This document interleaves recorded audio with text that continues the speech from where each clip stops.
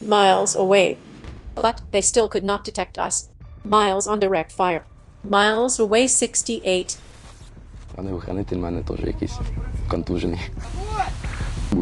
My lifeguard has a little concussion. I wanted to be a sniper. Where is tank? Where is it? Let me go for a ride. We will scare them. The guys are motivated. They laugh all the time. There is no fear. Fear is gone.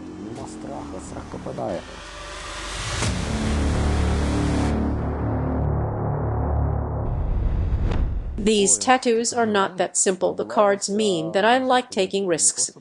It refers to a war. I like taking risks if there is a crew, for example, who may not be a great. With the current task, if it is very dangerous and the guys are afraid for their lives, well, I take on this task with my crew.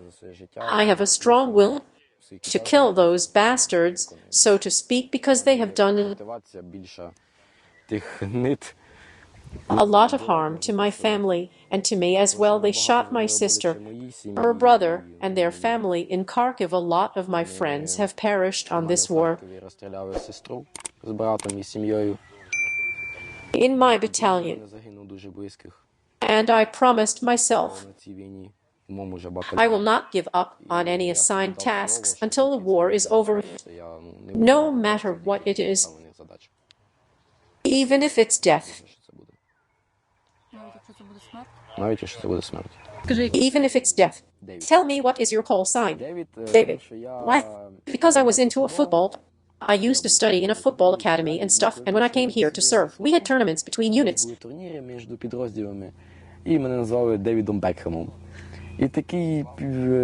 And they called me David Beckham, and that's how the call sign came about. Also, my surname is Davidovich. D is for David. My family also calls me David. My mother is like, once my friends came and asked, where is David? And my mother was like, that what is David? It's your son, he is not David, he is Vitaly, oh come on, he is David. Call sign is David, a football player. Позивний 9 футболіста мені дали.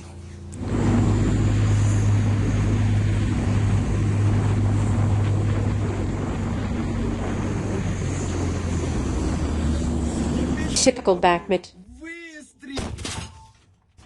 Fire. I always tell that, if God wants me to die today, it does not matter if it happens, at war or not. As I stand here, there can be a shelling in any minute, but thank God, I haven't died at war yet. My lifeguard, he has a little concussion, and I carry on. How old are you? 22. I am definitely old, laughing 54. 22 роки. Старий вже дідом. And that's it. My crew is young. I mean, it used to be young. Maxim is 21 years old. He will be 22 soon. 22 буде. Gunner. It turned out recently that he is my relative. Дізнався недавно, що він мій родич. Навідник у мене. My gunner, yeah. Even my uncle, you could say. How you found out about it, by accident? Yeah, by accident. My gunner. Something happened to him. He had to leave this job. And then Tolik came. Уйти з танків. І до мене Толіка. Tolik, they said, he'll be with you. And at the same time, about 2 weeks later, after we liberated Kherson region, I found out that he was my relative on my father's side. He was also surprised. And we still live next to each other, about 60 miles. And it turns out that he is my relative yet. You don't have to be afraid of death. The more you are afraid of it, the sooner it will come to you. So you are not afraid of death. I am not afraid. Everyone is afraid of death, but I am. Of course, there is a certain amount of fear. Fear that you will fall on battlefield. But it's like when you go on a mission, you are thinking about things to come. And when you're on a task, you don't think about it at all. Your only idea is to do your job and keep your crew alive. Get them out of the fire, and that's it. That's the only thing on your mind. Not to screw up, and so that the infantry is always happy that you cover them and do your job. Because if a tank was going to help the infantry and did nothing, it's not considered to be helping the infantry. You let them down. Нічого не зробив? Це, вважайте, не допомога піхоті. Це чисто підвели піхоту. That's why we always prepare our vehicles to support them in any possible way. Bakhmut direction. Donetsk Riga Sergei. What's the name of this tank? How do you call it gently? Oh, he does not have any call sign. Music playing.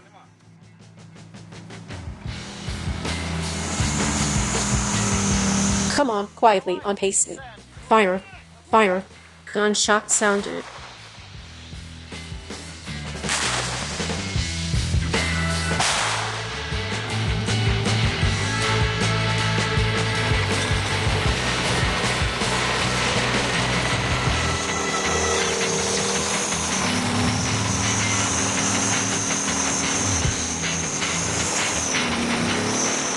Under what conditions can a tank crew member become an infantryman?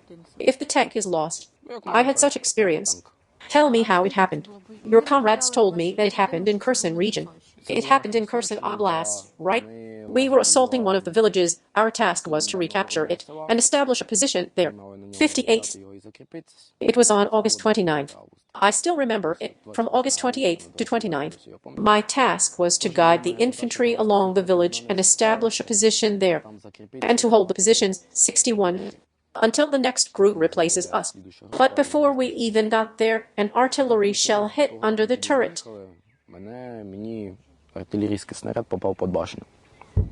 Closer to the engine. Half of the turret was destroyed, and the loading mechanism got broken.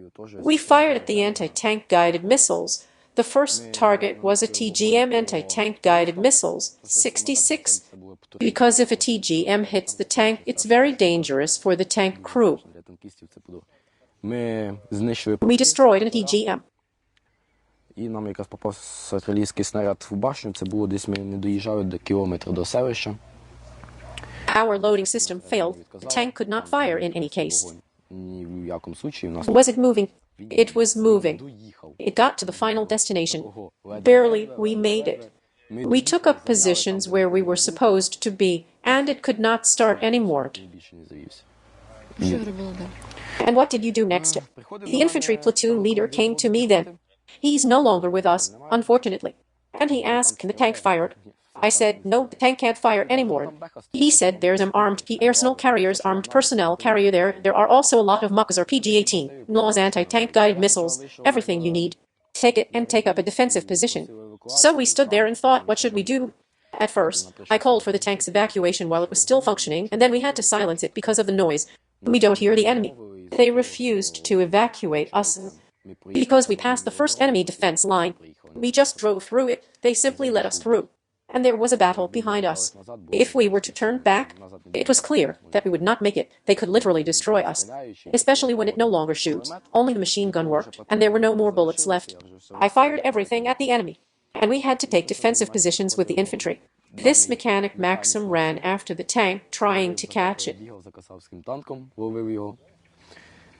Fired with everything he had.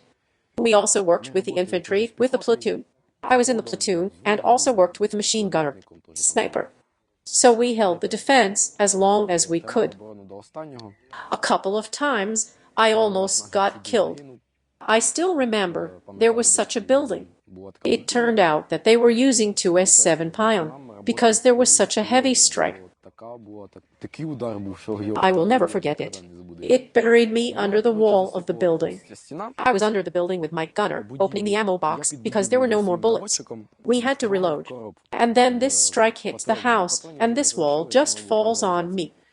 I still can't figure out how my gunner managed. Я от досі не можу поняти, як мій наводчик встиг от просто вибігти. І мене завалило. At that moment, infantry was opposite us, and the infantry pulled me out by the arms like a dummy. They pulled me out. I just dusted myself off and said, everything's fine. I crossed the road, hid myself behind another wall, and then it hit me again, and I got covered again. But this time I managed to get out on my own. Reinforcements could not reach us because they were clearing the way for us to retreat.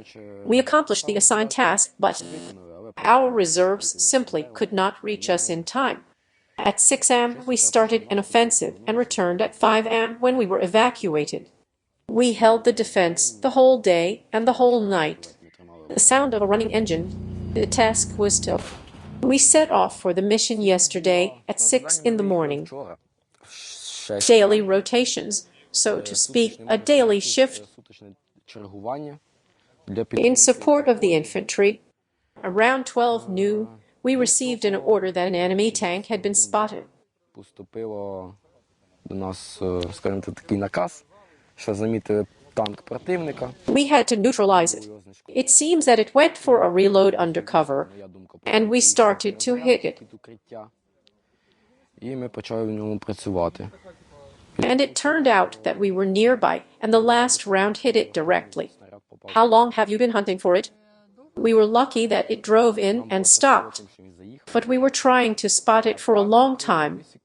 My guys spotted it 4 days ago, but it was too far to reach, and yesterday we were just lucky that it came and the distance allowed us to hit it.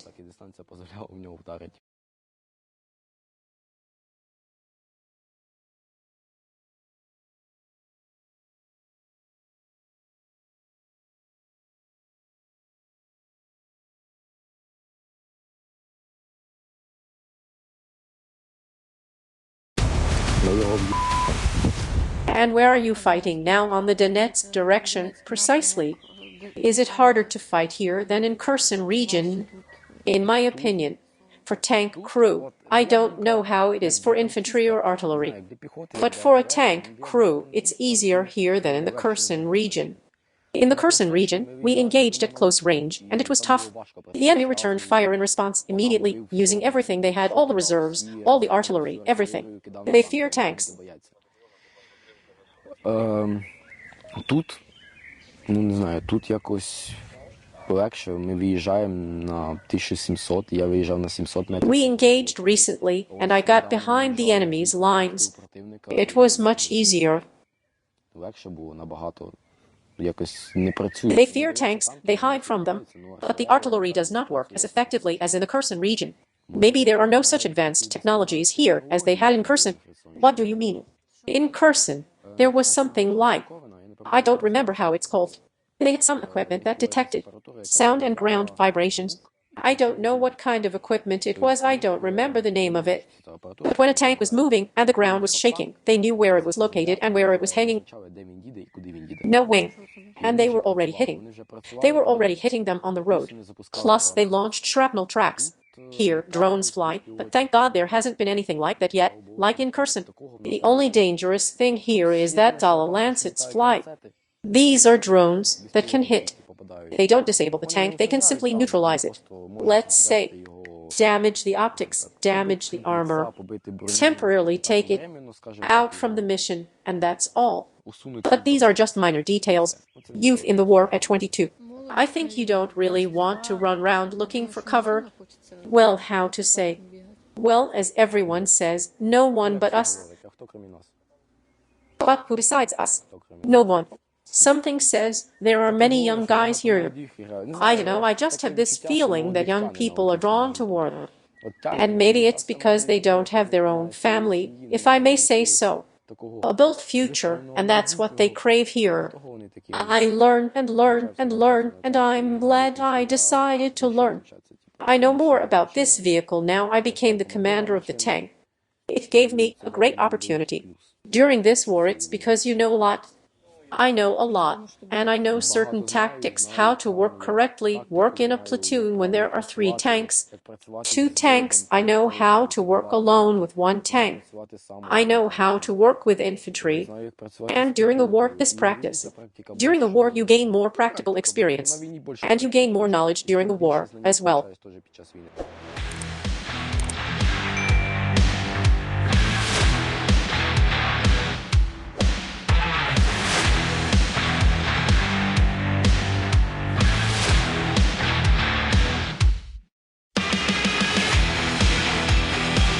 The tank. The B-83.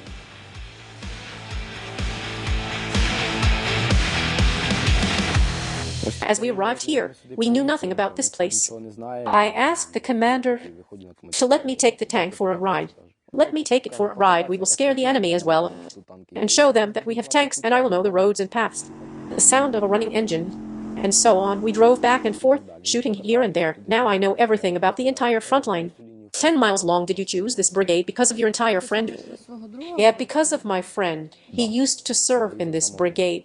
And it was also closer to my home. It's an Odessa brigade, and I'm from Odessa myself. So it would be closer to home, but personally, I don't have a strong desire to get home. I don't have such an inspiration for that. Of course, my relatives are waiting, parents are waiting, Avarian is waiting. And for me, it's enough to come home once every 6 months, for about 5 to 10 days. That's enough for me.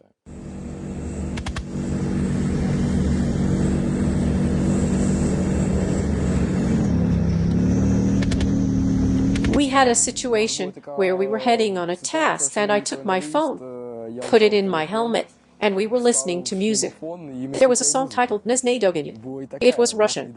But at that moment we were retreating. The enemy's artillery was catching up to us, trying to hit. I thought, why will not we have fun? So I took my phone and inserted it into the headset. It encouraged us so much. The guys were laughing. There was no fear, it disappeared. So I don't know. It's just like, you shouldn't set yourself up for the worst. It's crucial. Always think about the job and that everything will be fine. Do you want to have a family and children at the age of 22? Of course, everyone wants a family, and I want it too. But after the war, everything after the war. Nowadays, many people get married, even during the war. But I don't even think about it. Why? War is such a thing. You may not come back. I don't want to make someone's life worse. It's not that getting married is bad, but if you marry someone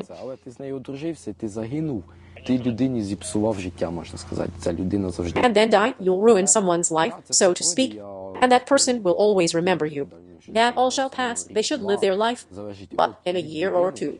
It depends on the person. They will always blame themselves. Every person blames themselves for someone's death, even if they were present. Did you experience that too? Blaming yourself.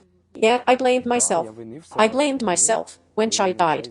I also blamed myself. Why did not I go with him? Why was not I there by his side? I also blamed myself. I asked myself a lot of questions. I could have been there. I would have wanted to. I would have wanted to. But it's always the same. The guys went on a mission, and we have this belief they'll complete their tasks. They'll come back. We will sit together, have a talk, have a cup of tea, light up a fire, and everything will be all right. Well, of course, I hated myself. I understood that maybe if I had been beside him, I could have covered him when we were retreating or something else. In the war, we meet people and unfortunately lose them. Sometimes they can be good acquaintances, and sometimes these people become our friends. How do you personally deal with loss? Loss while constantly being in stress and danger. So you don't allow yourself to break down, or how does it work? Well, when it happened to me, friend died, we met in the army. His call sign was Chai T. A lot of people know him in this brigade. When he died, I was not there. I was supposed to be his future godfather. He had just become a father, and then another child came. And when he died, I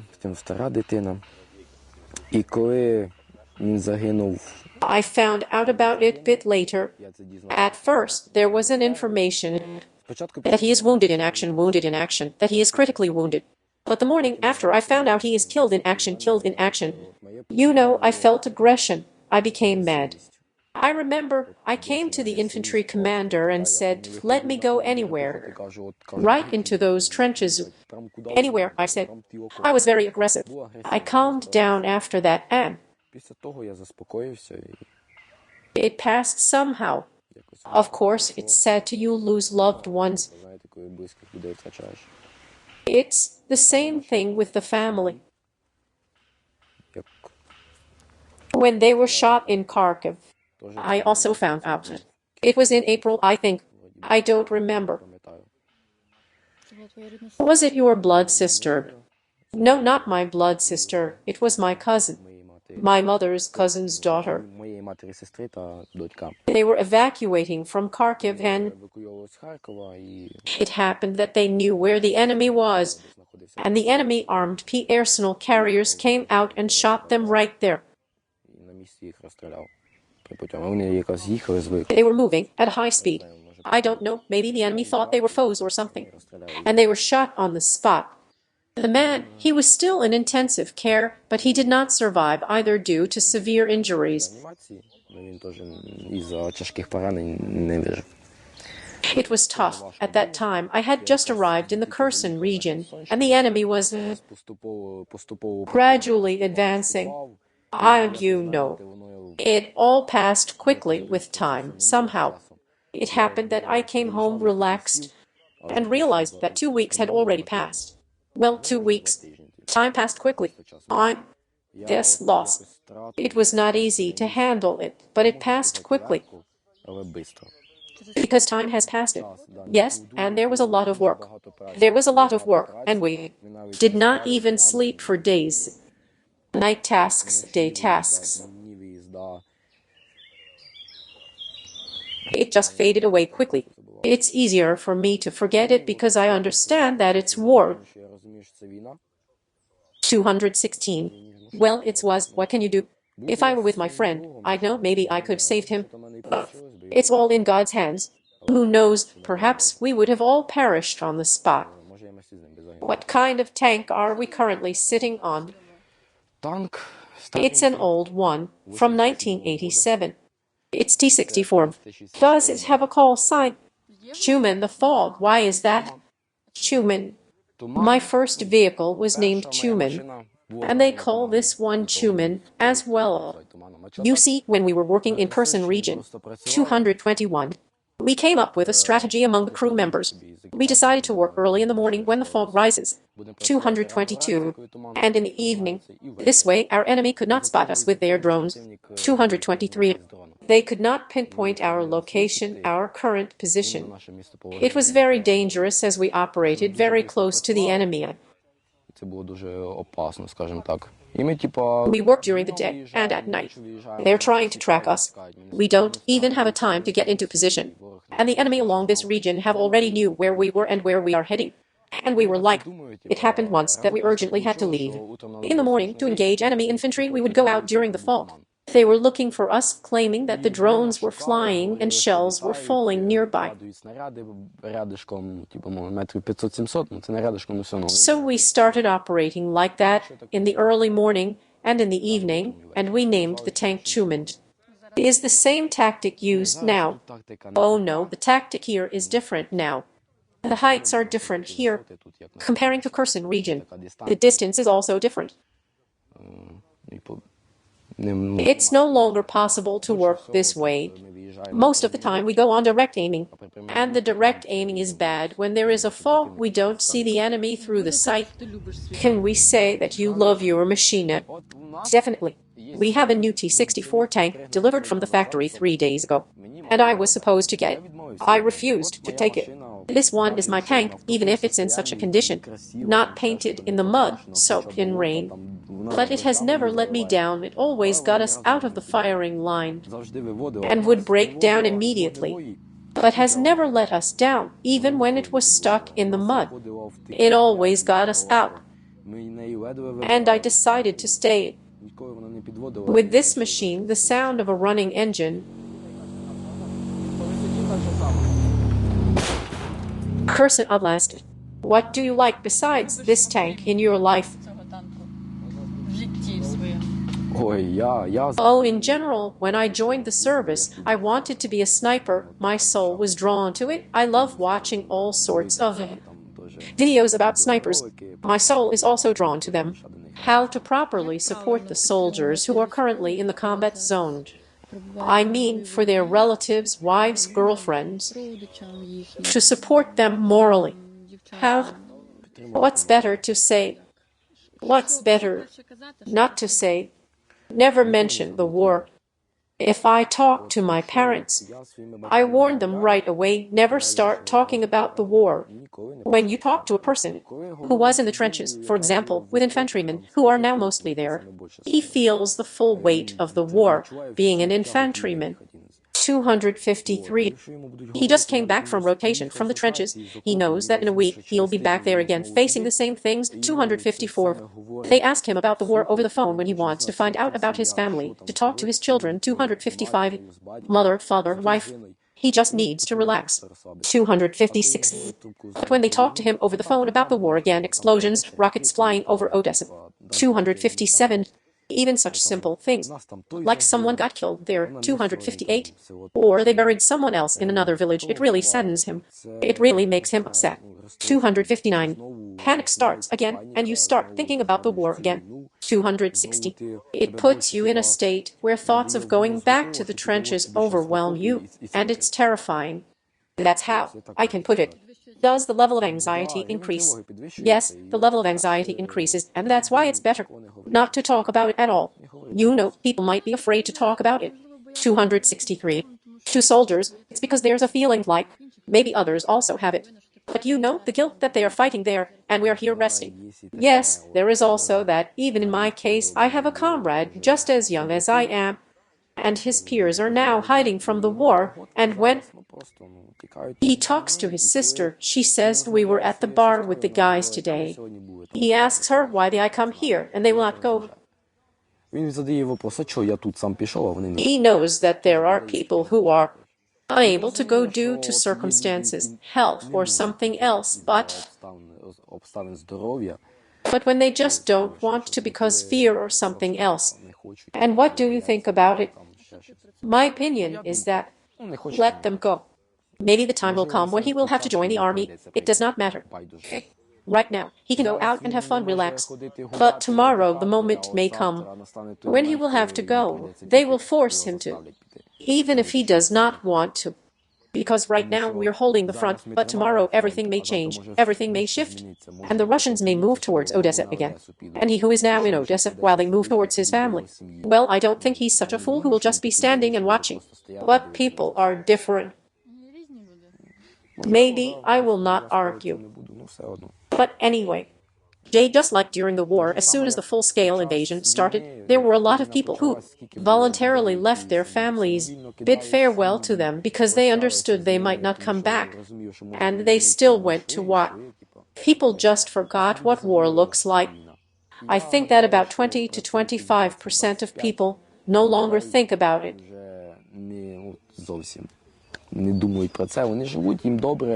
They live their lives, they are fine, everything is going well for them. They have business, job, family, children. They are all fine, and nothing worries them. There are a lot of people who help give money, and I'm very grateful for that. Yes, these people understand that there's a war here. Look, I have a lot of friends who already say there is no war for us, and that's good. You don't communicate with them, right? I don't, right? That's the reason I don't communicate with them, because it's disgusting to hear that. The enemy was about 60 miles away from my home. These people were worried. They had nowhere to go. They were doing defensive actions there, pretending to be ready for a fight. But in our brigade, there is a unit. He drove the enemy out of that area, and that's it. For a month or two, or maybe 3, until May 2022. Everything is fine there, peace and calmness, and nobody gives a about the war anymore. And it continues to this day. So even now, thank you very much. Thank you too.